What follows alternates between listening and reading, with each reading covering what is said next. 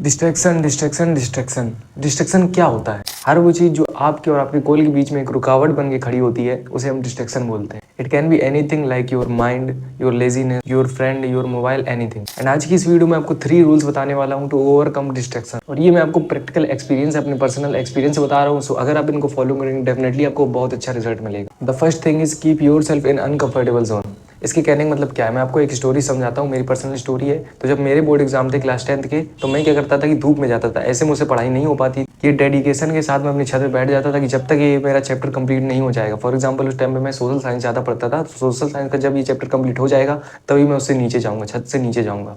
So definitely जब थोड़ी देर बाद जब धूप वगैरह आने लगती थी तो डेफिनेटली मैं फोकस के साथ पढ़ने लगता था ताकि चैप्टर जल्दी से कंप्लीट हो जाए और इफेक्टिव वे में कंप्लीट हो जाए। इसके बाद ये भी चेक करता था क्या ये रियल में चैप्टर कंप्लीट हुआ है। सो मैं ये नहीं कह रहा कि आप भी धूप में जाके बैठ जाओ और जब तक वो चैप्टर कंप्लीट ना हो तब तक वहाँ से उठो। इसका सिंपल सा मतलब ये है कि आपको अपने आप को अनकंफर्टेबल जोन में डालना है। फॉर एग्जाम्पल आप बैठ के पढ़ रहे हैं, आपको पढ़ने में मन नहीं लग रहा है, तो आपको करना है ये डेडिकेशन के साथ बैठ जाना है कि मैं तभी उठूंगा यहाँ से जब मेरा ये पर्टिकुलर चैप्टर कंप्लीट हो जाएगा, जब मेरे पर्टिकुलर टॉपिक्स कंप्लीट हो जाएंगे, जब मैं इतने नंबर ऑफ क्वेश्चन कंप्लीट कर लूंगा। इसके कुछ और एग्जांपल दूं तो फॉर एग्जांपल आपको कंफर्ट को चूज नहीं करना है, अनकंफर्ट को चूज करना है। फॉर एग्जांपल सर्दियों के टाइम पे ब्लैंकेट ओढ़ के लोग पढ़ने लगे, तो आपको वो कंफर्ट पोजीशन चूज नहीं करनी, आपको अनकंफर्ट पोजीशन चूज करनी है। आपको क्या करना है, भाई मोजे वगैरह पहन के आराम से बैठो चेयर और टेबल में और उसमें पढ़ो। वहीं पर कई लोग लेटे लेटे लेक्चर देख रहे होते हैं। ठीक है, कोई चैप्टर पढ़ना है तो भाई यूट्यूब खोल लिया, उसमें लेक्चर खोल लिया और बैठ के लेट के पढ़ रहे हैं। ठीक है, तो आपको कंफर्ट पोजीशन अवॉइड करनी है। अगेन मैं बोल रहा हूँ, इसी प्रकार से लेजीनेस के कारण कई लोग नहाते नहीं सर्दियों में। तो इस प्रकार से आपको क्या करना है कि जब आप नहाते हैं तो एक्टिव होते हैं, तो आपको वो अनकंफर्ट पोजीशन में जाके नहाना है, देन स्टडी करने बैठना है।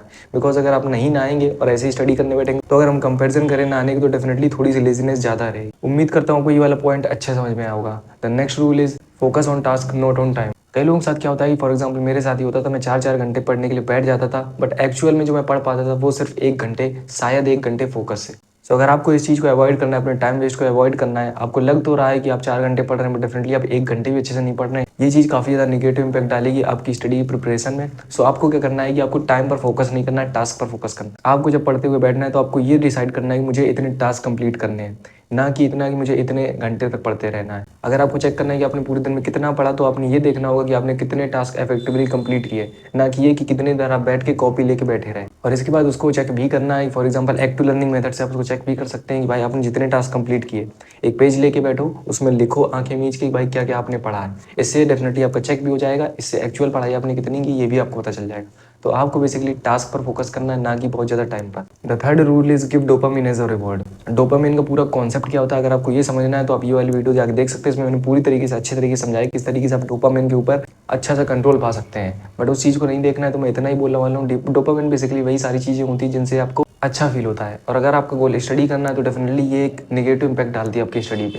तो डोपामिन आपको तभी देना है खुद को, एज अ रिवॉर्ड देना है। कहने का मतलब क्या कि फॉर एग्जाम्पल आपको ये डिसाइड करना है कि जब मैं इतने टास्क कंप्लीट कर लूँगा तब मैं 15 से 20 मिनट सोशल मीडिया का यूज़ करूँगा, या फिर ये देखूंगा, या फिर ये देखूंगा, इस प्रकार से। तो आपको ऐसी जितनी भी चीज़ें, फॉर एग्जाम्पल फ्रेंड के साथ आपको बात वगैरह करनी, मिलने जाना है, तो आपको क्या करना है, इतने टास्क कंप्लीट करो इसके बाद जाना है। ठीक है, तो खुद को एक चैलेंज दो, इसके बाद चैलेंज के बाद एज अ रिवॉर्ड थोड़ा सा डोपामिन आप दे सकते हो। ठीक है, सो उम्मीद करता हूँ आपको सारी चीज़ें समझ में आ गई होंगी। बाकी किसी भी और टॉपिक पर वीडियो चाहिए तो कमेंट कर दो, कोई भी दिक्कत हो कमेंट कर दो।